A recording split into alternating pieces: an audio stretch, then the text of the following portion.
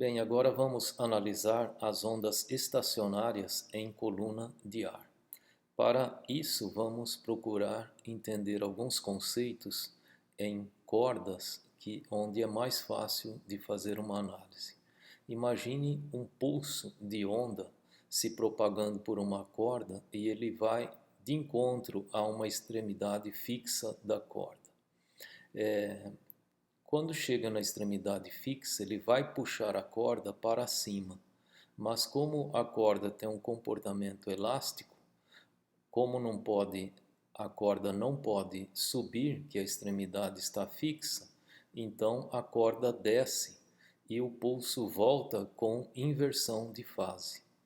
Assim, nas extremidades fixas ocorrem nós, porque não pode ter oscilações, e as ondas são refletidas com inversão de fase. Agora imagine que a extremidade estivesse livre. Vamos colocar aqui na extremidade uma argola, a corda amarrada em uma argola, e agora essa argola pode subir aqui nessa linha de apoio. Quando o pulso chegar aqui, vai haver uma força para cima. E aí a argola permite a subida, e aí o pulso volta sem inverter a fase. Ou seja, nas extremidades livres ocorrem ventre e a fase da onda não é invertida. Então vamos considerar agora os tubos, fechados em uma extremidade. Aqui nós temos esse tubo de comprimento L fechado numa das extremidades. Quando a onda entra nesse tubo, chega aqui uma onda sonora e ela entra nesse tubo, aqui vai ter um nó porque é uma extremidade fixa, porque as ondas têm deslocamentos longitudinais, então nesse sentido vai ter um deslocamento. Quando chega aqui na parede do tubo, não pode haver deslocamento porque o ar está rente à parede, então aqui não pode haver deslocamento e tem que ser um nó. Todas as ondas que entrarem nesse tubo e não coincidir de ter um nó aqui na parede, essas ondas sofrem interferência destrutiva. Aí elas são canceladas, tendem a serem canceladas. Mas as que dão um nó aqui nessa extremidade, elas são refletidas e voltam. Então, aí chegando aqui na extremidade livre, tem que ser um ventre, conforme a gente viu aqui em cima. E sempre que ocorre uma descontinuidade na onda, ocorre uma percentagem de reflexão. Parte da onda vai sair e outra parte vai ser refletida para trás.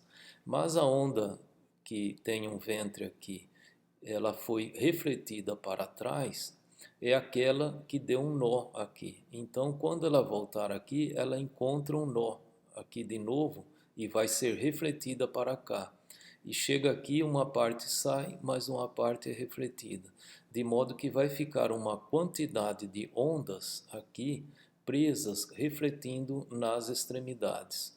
Ela reflete na extremidade fixa e também na extremidade livre.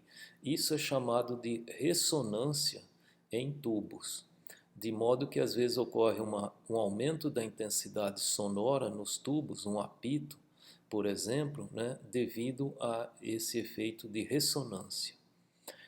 E para ter então essa ressonância, é necessário que a onda senoidal tenha um ventre aqui e um nó aqui. E a distância de um ventre até um nó corresponde a 1/4 de comprimento de onda. De modo que então o comprimento do tubo vai ter interferências construtivas quando a onda tiver 1/4 de comprimento de onda. Der certo 1/4, isso daria então o primeiro harmônico, que seria λ1/4.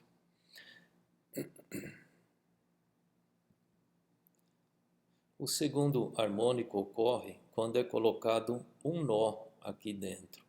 de modo que aqui tem que ser um ventre, aqui tem que ser um nó, e aí isso só é possível, a segunda possibilidade, então, seria colocando um nó aqui dentro. Aí eu teria, então, como de um ventre até um nó é 1/4 de lâmina, eu teria 1/4, 2/4, 3/4 de lâmina. Então, seria o L aqui seria igual a 3 lambda 3 sobre 4. A outra possibilidade para ter o maior comprimento de onda possível, então seria a terceira possibilidade, seria colocar mais um nó aqui dentro do tubo. Então aqui eu continuo tendo um ventre e na parede um nó, mas agora eu tenho 1, 2, 3, 4, 5 quartos de comprimento de onda. Então aqui 5 lambda 5 sobre 4 é igual a L. De modo que a fórmula geral então é M lambda M sobre 4. Aqui nós usamos a letra M para representar, porque ela só representa números ímpares. Aqui é 1, 3, 5. O próximo seria 7, 9 e assim por diante. Então, lambda M pode ser isolado, que seria igual a 4L sobre M. E como a frequência é dada pela velocidade das ondas sonoras no tubo, que no caso aí é considerado 340 metros por segundo, então seria a velocidade sobre o lambda m. Mais lambda m, isso aqui é só substituir, então ficaria assim. O Fm é igual a mF1. F1 ocorre quando eu substituir m igual a 1. E o F1, então, seria a velocidade da onda no ar dividido por 4L. Então, se o L for de 1 metro, então seria 340 metros por segundo dividido por 4, seria a frequência em hertz. E aí as outras são múltiplos, os outros harmônicos possíveis seriam múltiplos, seria 3F1, 5F1, 7F1 e assim por diante. Agora vamos ver como fica em tubo aberto nas duas extremidades. Nesse caso, eu tenho duas extremidades livres, de modo que aqui tem que ser um ventre e aqui também tem que ser um ventre. Daí, a única possibilidade de colocar uma onda senoidal aí e com o maior comprimento de onda possível seria colocando um nó no meio e aqui sendo duas extremidades. Daí, o que eu tenho aqui é meio comprimento de onda, de modo que L igual a 1 lambda 1 sobre 2. E os próximos seria então colocar mais um nó, aí ficaria 2 lambda 2 sobre 2 e assim por diante, de modo que a fórmula geral fica L igual a N lambda N sobre 2. Eu isolo o lambda N e aí o F1 vai ser V sobre 2L. E o Fn vai ser igual a NF1. Ou seja, aqui fica similar ao que ocorre na corda, só que na corda eu tenho nas extremidades 2 nós e no tubo aberto eu tenho nas extremidades 2 ventres. Nas extremidades. Bem, agora vamos fazer um exercício interessante. O canal do tímpano tem uma média de 2,5 centímetros de comprimento. Quais as frequências este canal amplifica no audível? Ou seja, o canal do tímpano é um tubo aberto em uma das extremidades. Aqui está o tímpano e aqui está a orelha, por onde entra o som, e esse daqui seria o canal auditivo. Daí é um tubo aberto nessa extremidade e fechado aqui.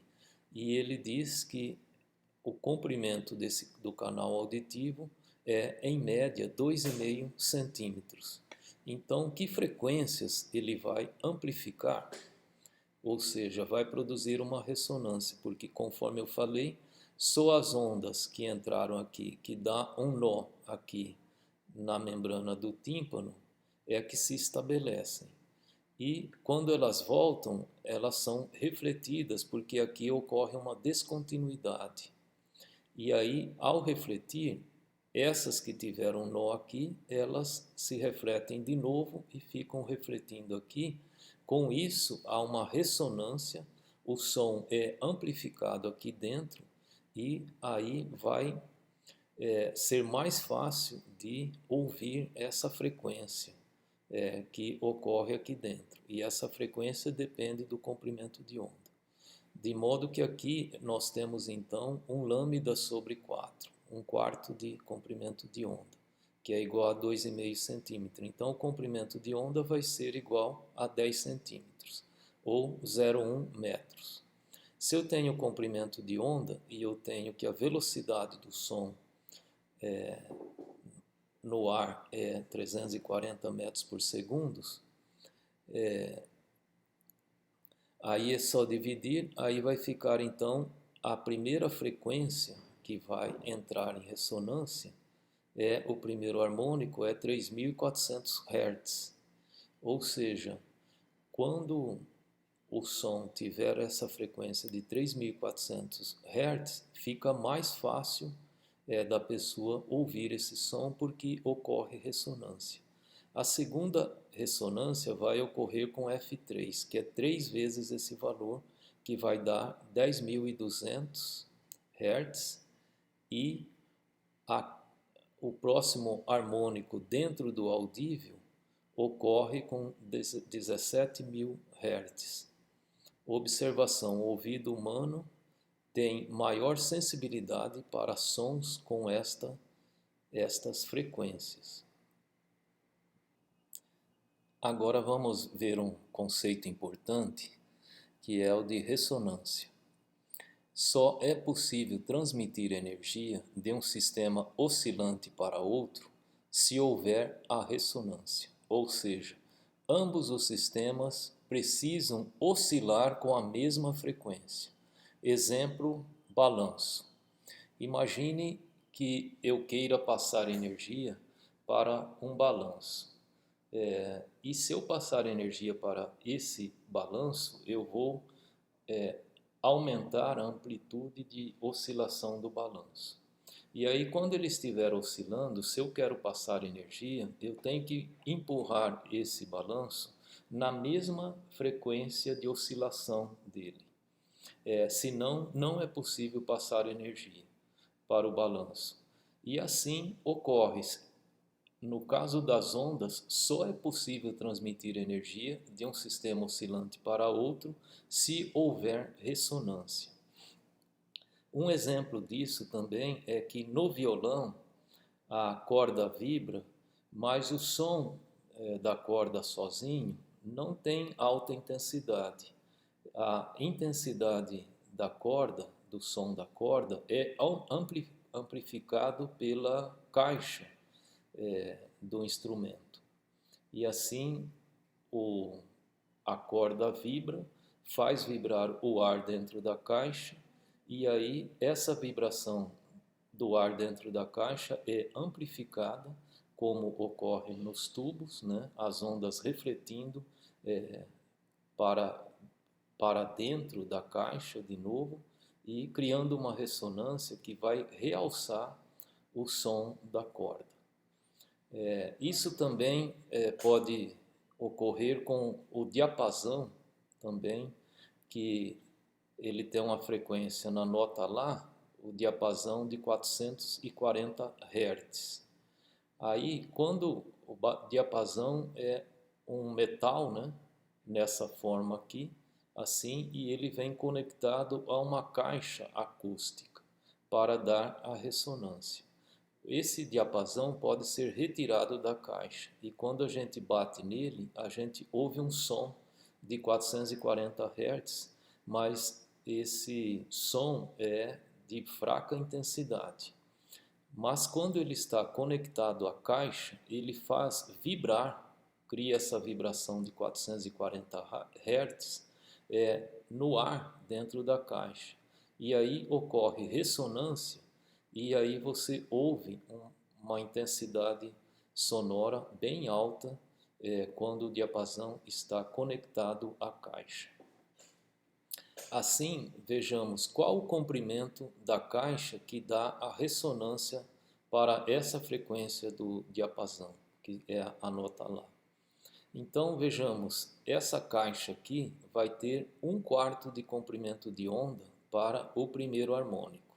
Então, L igual a lambda sobre 4.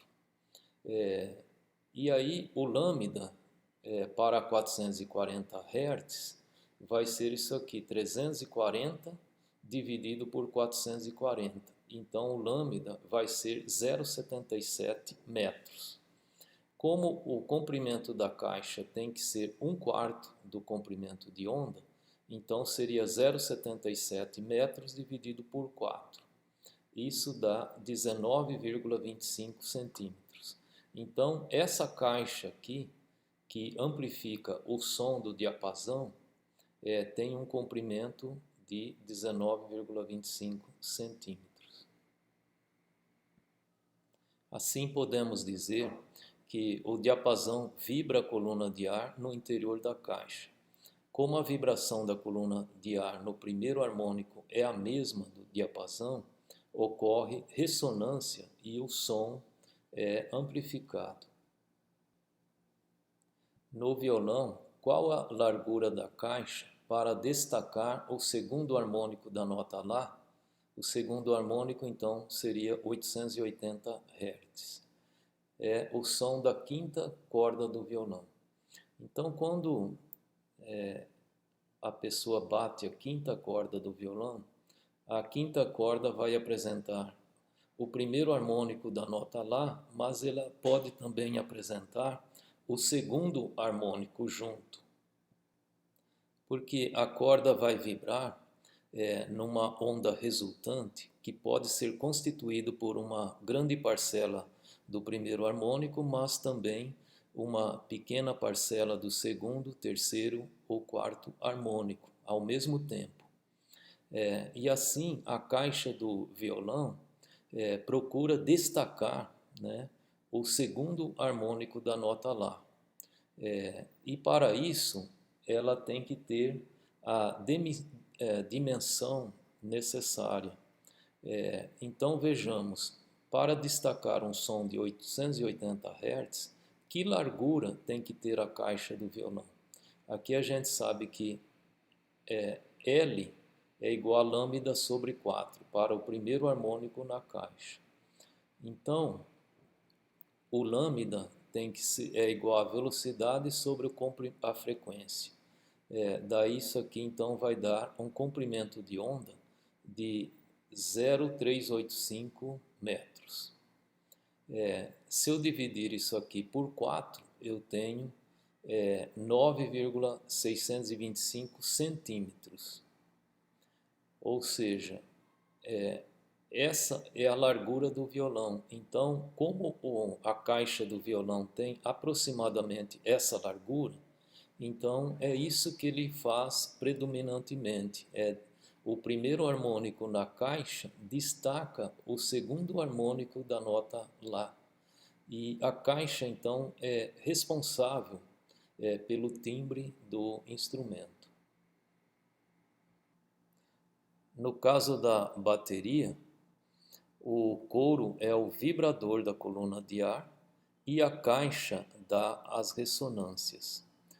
Se você tem uma bateria grande, então o som é grave, porque os comprimentos de ondas que ela produz a ressonância são comprimentos de ondas grandes e por isso o som é grave. Os modos vibracionais no couro da bateria pode ser visto colocando pó de grafite, porque o pó de grafite vai para os nós, ou seja, quando o couro vibra, o pó vai para os nós. Então, se ocorrer um círculo de pó de grafite aqui, um pequeno círculo no meio E também nas extremidades aqui, o pó de grafite vai para os nós. Aqui na extremidade junta pó de grafite. Aí se formar um círculo de pó de grafite aqui e outro pequeno círculo no meio, isso vai corresponder ao quarto harmônico. Porque eu posso imaginar uma onda aqui, um nó na extremidade, um nó no meio, outro nó aqui. Então, daí eu tenho dois comprimentos de ondas aqui dentro e eu tenho o quarto harmônico. Se o pó de grafite ficar só na extremidade e ficar aqui no meio também, eu teria um nó no meio e um nó nas extremidades. Isso corresponde ao segundo harmônico, mas poderia ser algo assim também, e esse tipo de onda a gente vai ver em um exercício, quando dá uma resultante desse tipo de vibração, isso corresponde ao primeiro e terceiro harmônico juntos. Daria então, a gente poderia ver. De modo que é importante considerar que o couro produz modos vibracionais que vai depender das dimensões do couro. Se aqui houver uma área maior no couro da bateria, então os comprimentos de ondas serão maiores e com isso a frequência é menor, dando som grave. E a caixa vai produzir a ressonância do couro, porque o couro sozinho produz um som de baixa intensidade. A caixa amplifica esse som e para isso ela tem que ser grande. Se o couro for grande, a caixa tem que ser grande para realçar comprimentos de ondas maiores.